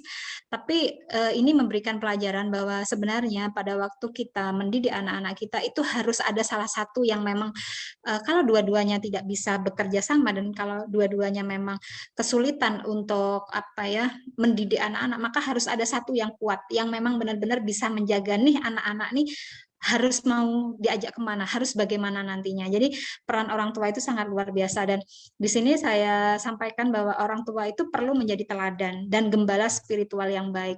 Jangan kemudian berpikir gembala itu kayak orang sebelah ya, enggak. Karena saya bilang gembala karena setiap nabi dan rasul itu pasti akan menjadi penggembala kambing gitu ya. Jadi orang tua harus memberikan keteladanan yang baik dan mereka menjadi gembala spiritual yang baik. Maksudnya di sini menjadi gembala spiritual adalah orang tua itu sudah mengalami kesadaran spiritual dan mereka mampu menemukan sumber-sumber spiritual itu sendiri. Jadi kalau misalnya orang tua tidak memiliki kesadaran spiritual, maka itu kata orang Jawa itu jarkoni. Isa ujar, ora iso ngelakoni. Jadi kalau misalnya kita bahasa Indonesia kan bisa ngomong tapi nggak bisa kasih keteladanan, nggak bisa kasih contoh. Jadi NATO. Jadi apa kalau NATO itu no action, talk only ya. Jadi seperti itu. Dan kemudian orang tua ini menjadi gembala spiritual, berarti mereka itu harus menunjukkan cahaya. Mereka menjadi cahaya bagi anak-anaknya agar anak-anaknya itu bisa mengambil keteladanan dari orang tuanya. Dan orang tua otomatis mengambil keteladanan dari Rasulullah. Kemudian orang tua perlu membantu anak agar dapat merumuskan misi hidup. Tadi saya bilang seperti ibu dari Sa'id bin Sabit. Jadi beliau itu merumuskan misi hidupnya itu sebenarnya ada dua, misi hidup jangka pendek, misi hidup jangka panjang. Misi hidup jangka pendek dari Sa'id bin Sabit adalah menjadi sekretaris Rasulullah, tapi misi jangka panjangnya dia adalah ternyata dia menjadi penghimpun Al-Quran, di mana Al-Quran itu sampai hari ini kita baca, gitu kan. Kemudian biasakan ya kita itu di rumah itu punya kebiasaan untuk membaca Al-Quran bersama anak-anak. Jadi memang ada tadarus bersama anak-anak. Itu dilakukan mungkin pada waktu selesai sholat maghrib dan sholat subuh. Jadi saya pastikan anak-anak saya kalau misalnya habis sholat subuh dan sholat maghrib mereka harus baca Quran gitu. Baik saya posisi lagi berhalangan atau tidak, mereka saya pastikan harus membaca Quran gitu. Dan kalau misalnya saya nggak tahu, mereka bilang sudah, tapi saya nggak tahu, maka mereka saya paksa untuk mengulang di depan saya dan mereka mau. Jadi kalau misalnya saya bilang, Bunda aku nggak tahu kamu baca Quran, lo tadi kan udah gitu, enggak Bunda lagi sibuk, ayo diulang lagi bacaannya mana, ayo baca lagi. Pasti saya akan begitu dan anak-anak saya harus melakukannya itu dan itu dilakukan di depan saya gitu. Dan kemudian yang keempat adalah orang tua perlu sering menceritakan kepada anak-anaknya seputar kisah-kisah inspiratif dari tokoh spiritual. Jadi kisah-kisah inspiratif dari banyak tokoh-tokoh spiritual yang memang memiliki kearifan perennial atau kearifan abadi. Dan itu memang mampu mengubah dunia. Jadi kita ceritakan tentang Salahuddin Al-Ayyubi, kita ceritakan tentang Khalifah Umar, kita ceritakan tentang Khalifah Abu Bakar, kemudian Khalifah Ali, kemudian Khalifah Umar bin Abdul Aziz. Itu adalah cerita-cerita yang nantinya kita harapkan mentalkin jiwa anak-anak kita itu dengan karakter-karakter yang luar biasa dan kecintaan kepada Allah. Dan kemudian yang terakhir adalah orang tua perlu mendiskusikan. Nah ini yang saya bilang tadi, kita itu untuk menunjukkan keberadaan Allah di rumah, untuk menunjukkan bahwa Allah itu ada kepada anak-anak itu, kita perlu sering ngobrol, kita perlu saling berdiskusi tentang banyak hal yang terjadi, bahwa segala hal yang terjadi di dunia ini nanti tetap kembalinya itu karena takdir Allah. Jadi memang kita itu mengajarkan tentang konsep divine grand design, bahwa segala sesuatu yang terjadi di dunia itu terjadi hanya karena rencana Allah, hanya karena takdir Allah semata, sehingga kita memang harus mengajarkan apa sesungguhnya qada dan qadar Allah itu. Jadi ini memang sebuah Bunda, Ayah Bunda, sebuah perjuangan ya dari kita sebagai orang tua untuk mendidik anak-anak kita, karena untuk mendidik anak-anak kita menjadi anak solih, kita itu memang perlu ilmu, kemudian kita perlu melakukan amal jariah, baru kita punya anak yang solih. Jadi jangan pernah mengharapkan anak solih kalau misalnya kita sebagai orang tua tidak punya ilmu, dan jangan pernah juga mengharapkan anak yang solih kalau kita sebagai orang tua itu juga tidak pernah melakukan sedekah dan amal jariah itu sendiri. Jadi seperti itu. Mungkin begitu Bunda Helda, ini sudah jam 20.28. Monggo saya kembalikan, kita langsung pada tanya jawab ya. Ya, Masya Allah Bunda Ira ya. Ayah dan Bunda, ternyata ada ayahnya Bunda Ira, ada ayah yang bergabung, ada ayah yang ikut mendengarkan bersama dengan istri ya.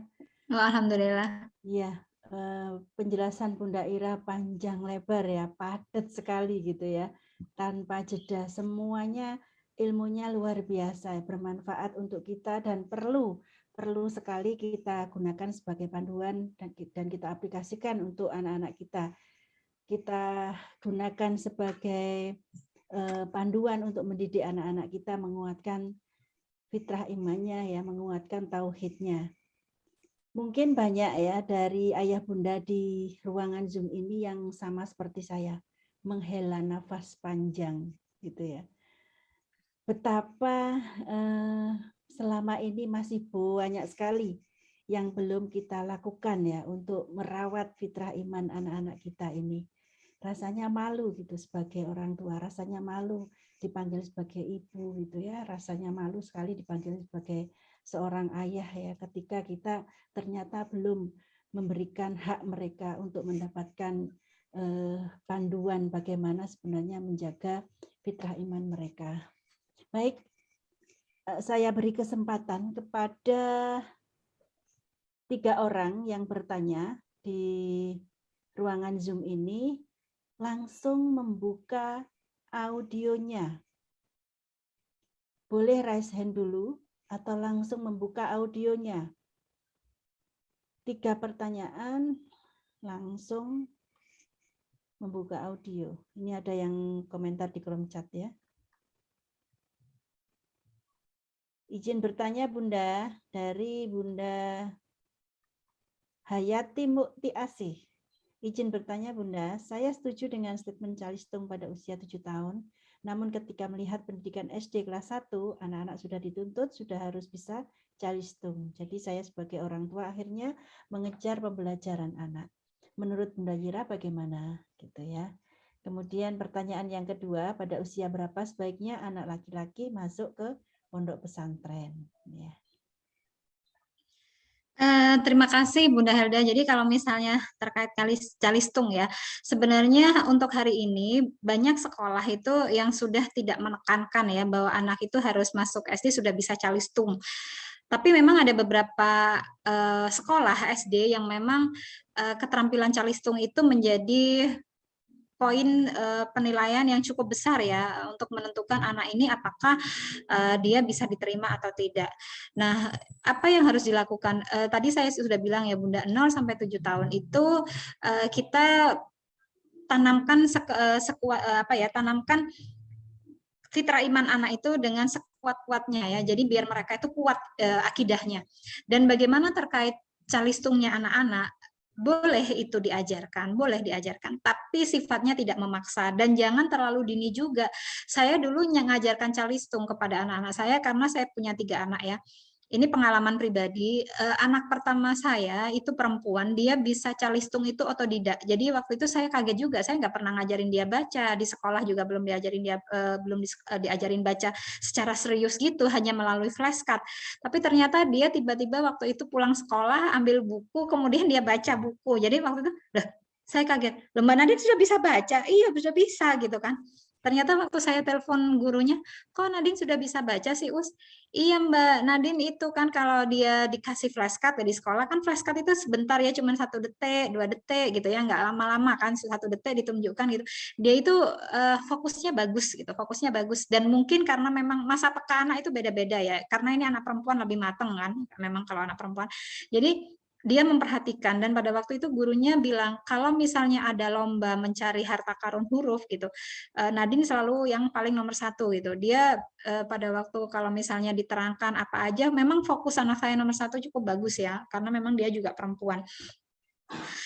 Itu ternyata akhirnya saya kaget dia umur 4 tahun itu dia sudah mulai belajar baca dan otodidak, itu saya kaget. Tapi pada waktu anak saya nomor 2 itu sampai dia mau masuk SD, bahkan sudah masuk SD itu belum bisa baca. Jadi pada waktu itu saya bilang sama ustadzahnya, "Ustadzah, anak saya belum bisa baca, gimana Ustadzah?"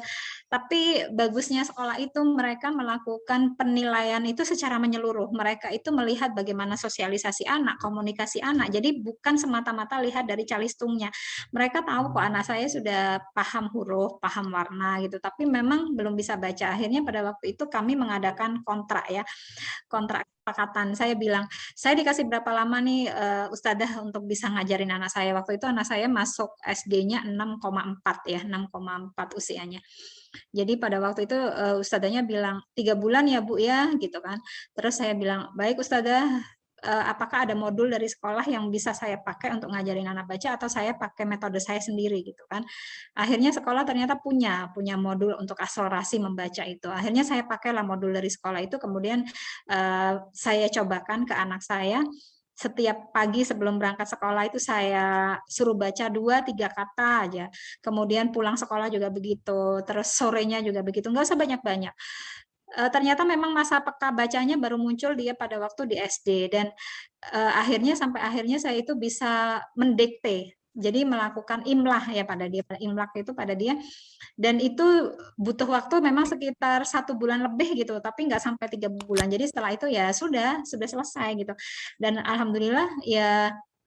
Saya bilang sama ustadzanya, anak saya sudah bisa baca, perkembangannya sudah seperti ini. Oh ya sudah Bunda, ya udah selesai gitu. Jadi kalau misalnya Bunda mau masukkan anak sekolah, ya tanya aja dulu sama gurunya. Di sini untuk penilaian calistumnya gimana Ustadzah? Apakah menjadi poin yang cukup menentukan anak untuk bisa baca tulis gitu? Kalau memang iya gitu jawabannya, ya berarti 3 bulan sebelum anak masuk SD itu dikejar Bu, bisa. Dan untuk anak saya yang nomor 3 pada waktu itu dia memang nggak saya ajarin baca dan dia juga nggak mau baca ya.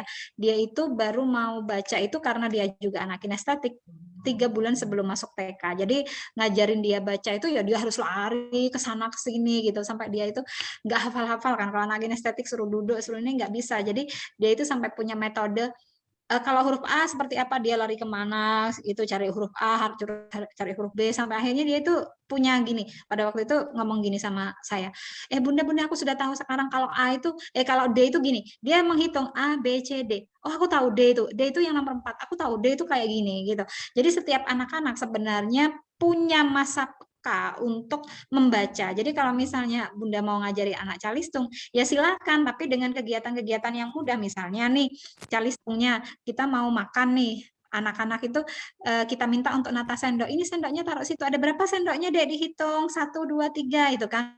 Oh iya ada 3 ya sendoknya. Kalau misalnya diambil 1 sendoknya tinggal berapa? Jadi seperti itu. Jadi melalui permainan-permainan sehari-hari itu kita ajarkan. Kemudian kalau di rumah itu kasih misalnya yaitu seperti mencari harta karun kata gitu, mencari harta karun kata.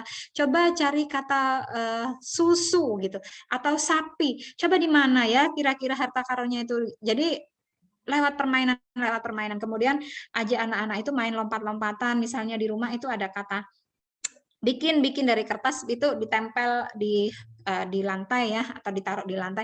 Coba lompat ke kata ini, coba lompat ke kata itu. Jadi memang permainan jadi pada waktu kita ngajarin itu memang berupa permainan, nggak harus yang sampai benar-benar serius anak nggak mau terus dipaksa gitu, enggak. Jadi apa yang penting adalah pada waktu anak bermain itu kita tetap akan mengatakan begini, ayo kita cari harta karunnya Korun yuk.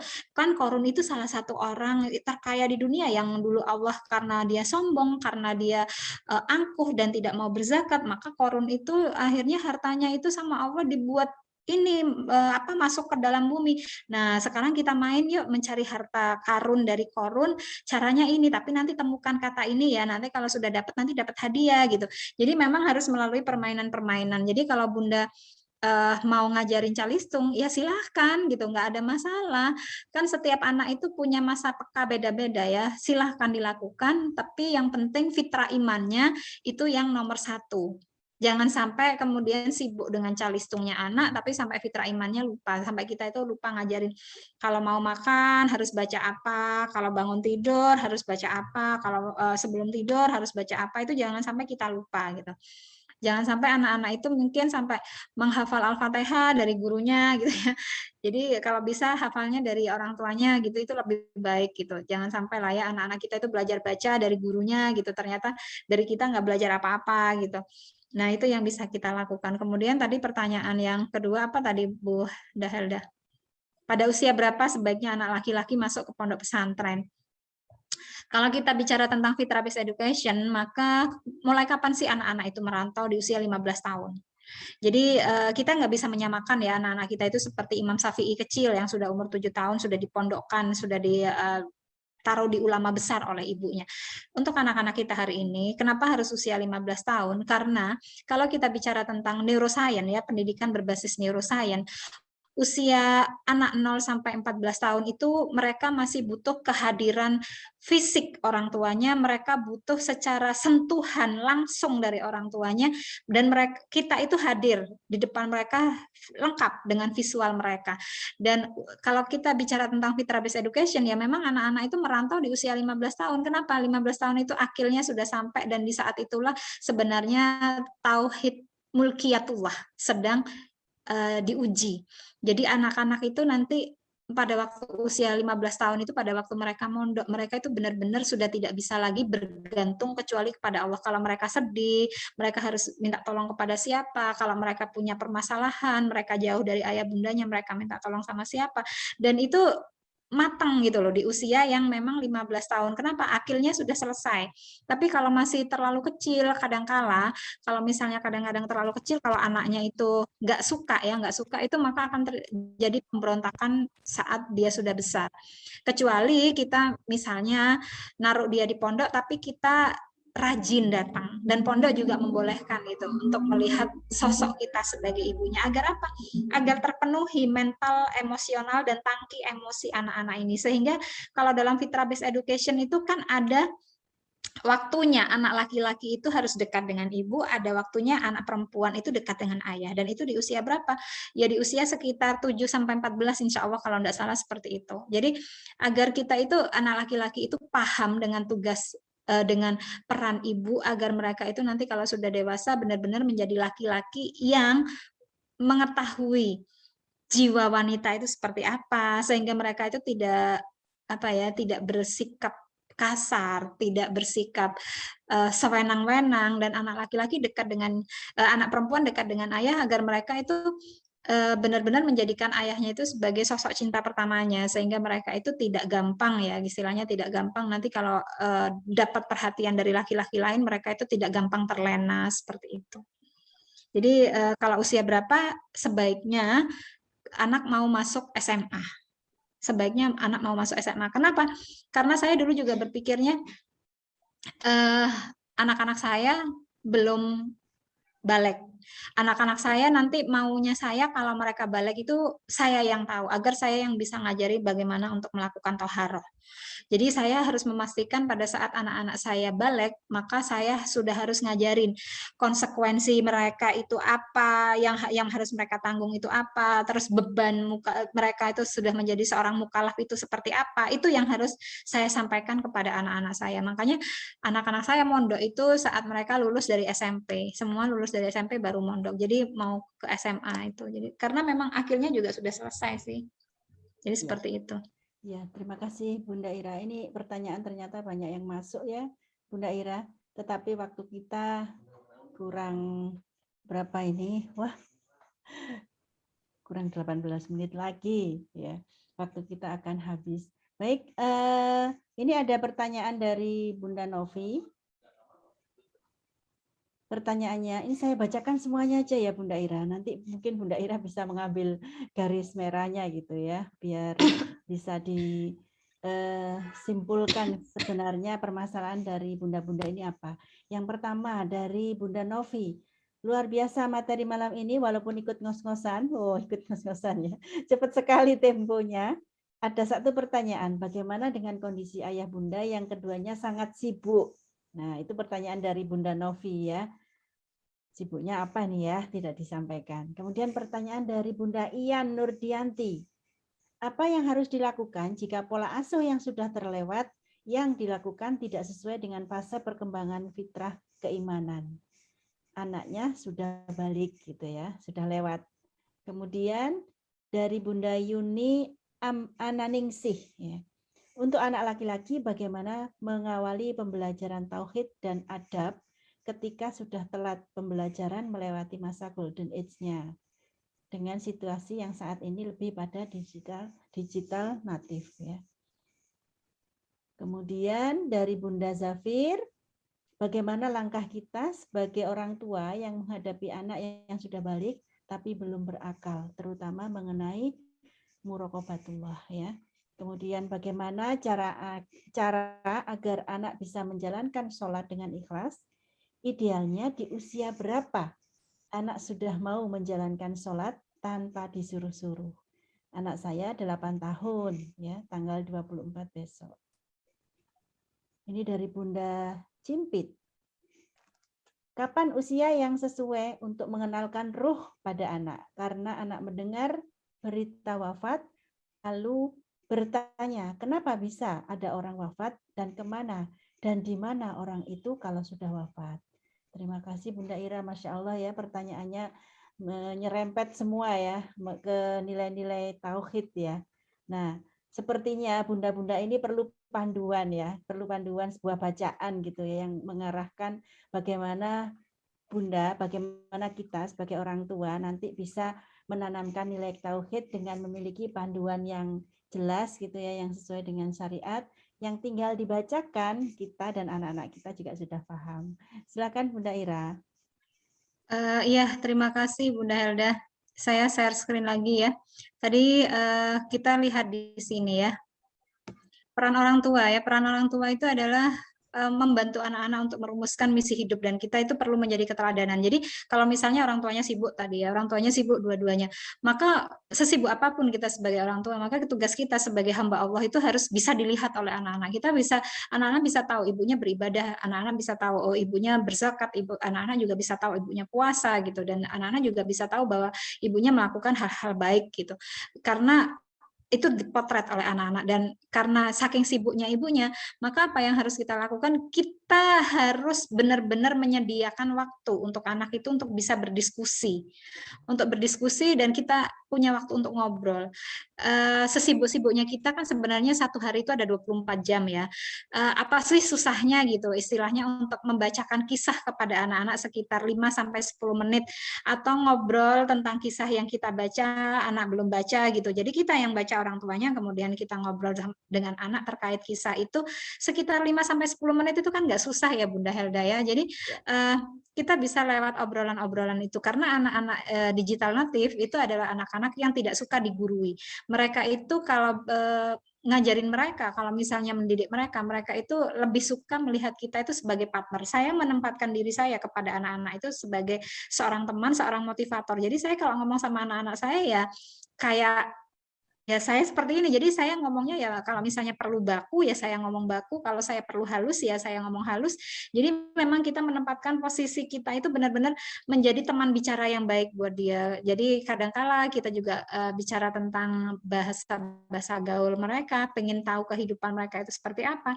Nah, ini yang penting, bahwa kita sebagai orang tua selain memberikan keterangan, kita harus punya waktu ngobrol tentang apa saja, terutama tentang misi hidup anak-anak. Kita melakukan discovery bakat mereka, kita harus tahu minat mereka, kemudian kita juga harus menyampaikan kisah-kisah orang-orang sukses ya, biografi itu perlu kita baca. Makanya saya bilang sirah dan cerita para rasul dan nabi itu sebenarnya bisa kita aplikasikan dalam pendidikan anak-anak kita kalau misalnya kita punya waktu ngobrol bareng. Jadi kalau misalnya kita sama-sama sibuk tuh biasanya orang tua kan sukanya kalau hari Minggu dulu, kalau hari Ahad ya, sebelum pandemi itu biasanya anak-anak itu senang kalau hari Ahad ataupun pada weekend itu. Karena apa?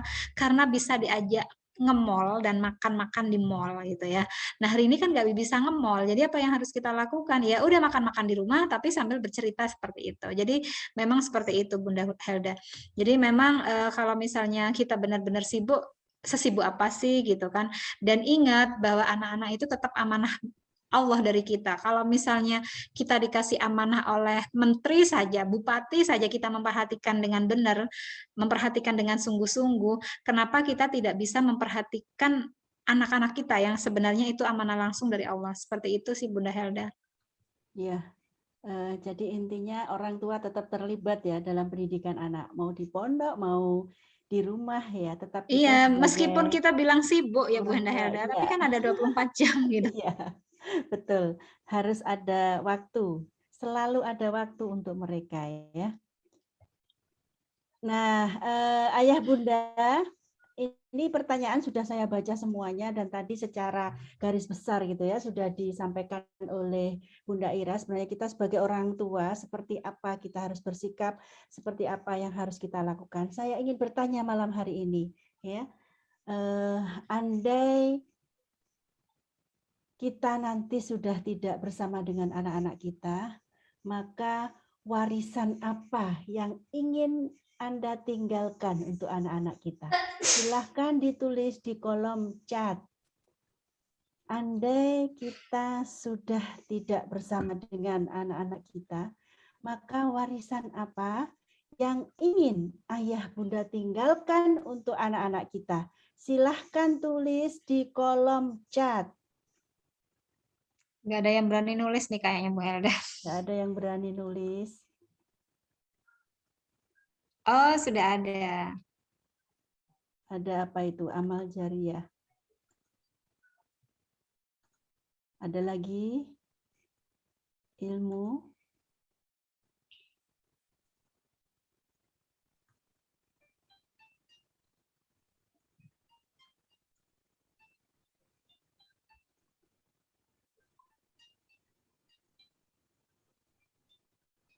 Silahkan ditulis kolom chat. Ayah dan bunda, malam hari ini kita merenung ya, kita menundukkan kepala. Kita ingat kembali apa sebenarnya yang sudah kita berikan untuk anak-anak kita, apa sebenarnya yang sudah kita ajarkan untuk anak-anak kita. Sudahkah kita memulakan pengajaran anak-anak kita dengan tauhid? Sudahkah kita mengenalkan pertama kali kepada anak-anak kita dengan Allah Subhanahu wa taala? Sudahkah kita mulakan pendidikan anak-anak kita itu dari akhirnya mau dibawa kemana, akhirnya anak-anak kita mau apa, tujuan akhir anak-anak kita mau kemana, dan sudahkah kita memberikan hak kepada mereka untuk mengenal iman dan Islam? Sudahkah kita memberikan jejak terindah, jejak kasih sayang, jejak kebahagiaan kepada anak-anak kita? Kalaulah hari kemarin kita sudah pernah melakukan kesalahan, kalaulah hari kemarin kita memberikan jejak keburukan, maka mulai malam ini kita berazam. Kita bertekad memberikan jejak kebahagiaan, memberikan nilai-nilai tauhid itu kepada anak-anak kita. Malam hari ini setelah acara ini ditutup, peluk anak-anak kita peluk semuanya, kita cium sambil meminta maaf kepada mereka. Sungguh kita adalah orang tua yang belum sempurna, tetapi dengan ketidaksempurnaan kita, ternyata anak-anak kita masih memberikan kasih sayangnya, masih memberikan perhatiannya kepada kita, masih memeluk erat dengan kita. Meminta maaf kepada mereka.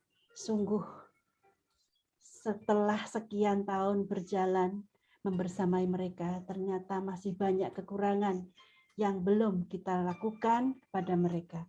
Ternyata masih banyak sekali hal-hal yang berkaitan dengan nilai tauhid yang belum kita tanamkan pada anak-anak kita. Maka malam hari ini kami, komunitas Cinta Anak, memberikan kesempatan kepada ayah bunda yang hadir di ruangan ini yang ingin membersamai anak-anak, mengokohkan nilai tauhidnya, mengokohkan nilai akidahnya, merawat fitrah imannya, menjaga fitrah imannya. Kami komunitas Cinta Anak memberikan kemudahan untuk menghadirkan media pembelajaran tauhid, handbook tauhid untuk anak usia dini, juga untuk anak usia SD. Ada Allah di rumah kami, buku pintar iman dan Islam. Maka yang ingin mendapatkan kemudahan, silahkan menulis nama dan nomor HP di kolom chat. Jadikan ini sebagai upaya kita untuk membenarkan pendidikan tauhid kepada anak-anak kita.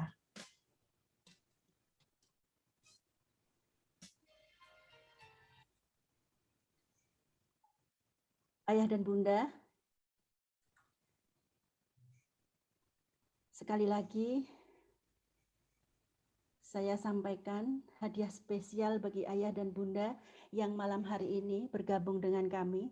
Bagi siapa saja yang ingin kita beri fasilitas untuk bisa menghadirkan media pembelajaran yang nanti bisa memandu kita sebagai orang tua untuk menanamkan nilai tauhid pada anak-anak kita, baik anak kita yang usia dini maupun anak kita yang usia SD, kita akan menghadirkan Allah di rumah kita.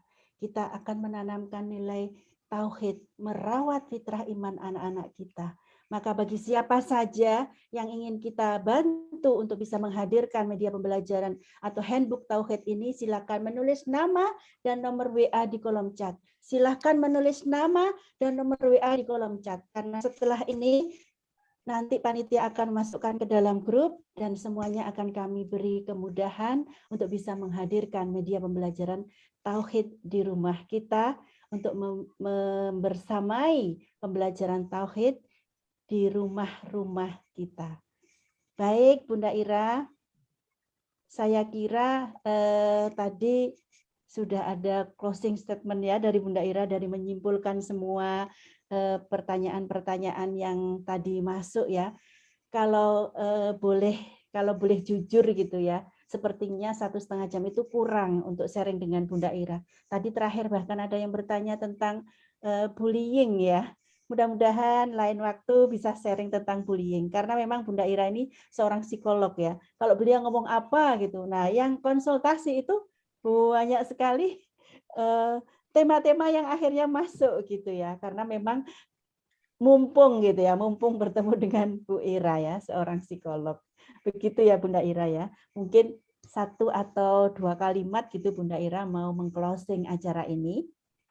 Iya Bunda Helda, terima kasih. Jadi Ayah Bunda, seperti yang saya sampaikan tadi ya, bahwa ternyata Rasulullah itu menekankan pentingnya ilmu. Bahkan seorang yang berilmu itu memiliki derajat yang lebih tinggi daripada dia hanya memiliki iman. Karena itu sebagai umat Muslim, penting bagi kita sebagai umat Muslim ya, saya tekankan sekali lagi bahwa kita perlu mentalkin diri kita dengan kisah-kisah perjuangan Rasulullah.